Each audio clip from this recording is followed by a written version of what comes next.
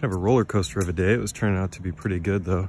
Then just like the wind just got completely taken out of my sails with this one email I got. So I just need to get out of my house, take a little bit of a walk, and change my attitude. Okay, so just for context, for my doctorate program, I have to do some interviews for this big project for my dissertation. I had 3 interviews lined up. I did an interview this morning, got another interview tomorrow, and I had one kind of wedged in between that I'm supposed to be doing right now as I'm recording this. And I got an email saying at the last minute that that email or that interview wasn't gonna happen. Just for the record, that wasn't anybody's fault.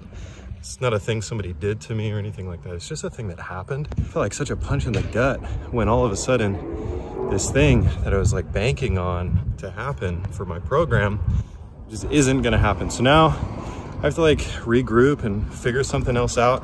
It's gonna be okay. You know, I'm sure there's another person out there I can interview. I just don't know who they are yet. But yeah, sometimes you just need to like get out of the house, take a little walk, remind yourself that things are gonna be okay. And I don't know, maybe sulk a little bit.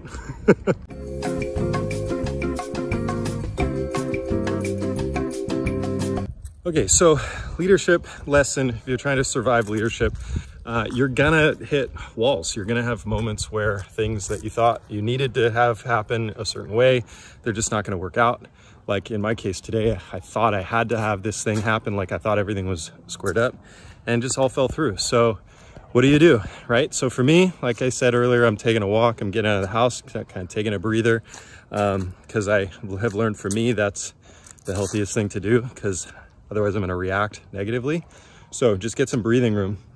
Then the next thing that I did was I called my advisor for my program and I just told him what happened. And then I said, on a scale of 1 to 10, how much do I need to be freaking out right now?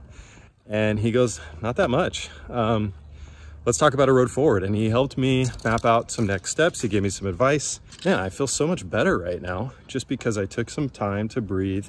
I made a phone call, you know, vented a little bit, and then just said, what do I do? To someone who can actually help me rather than just, you know, the nearest person.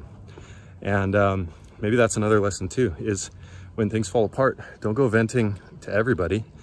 I don't need to post this publicly in my vent moment, but hopefully hearing this would be helpful. What I did in the moment was I called someone that I knew could actually help me figure out what I needed to do rather than screaming, you know, or posting or going live or tweeting about it, you know, any of that. And I certainly don't need to throw the person under the bus who canceled the meeting because it's not even her fault. It just happened. And one more thing, Philippians chapter 4, verse 6 says, don't be anxious about anything, but in everything, in prayer and thanksgiving, let your requests be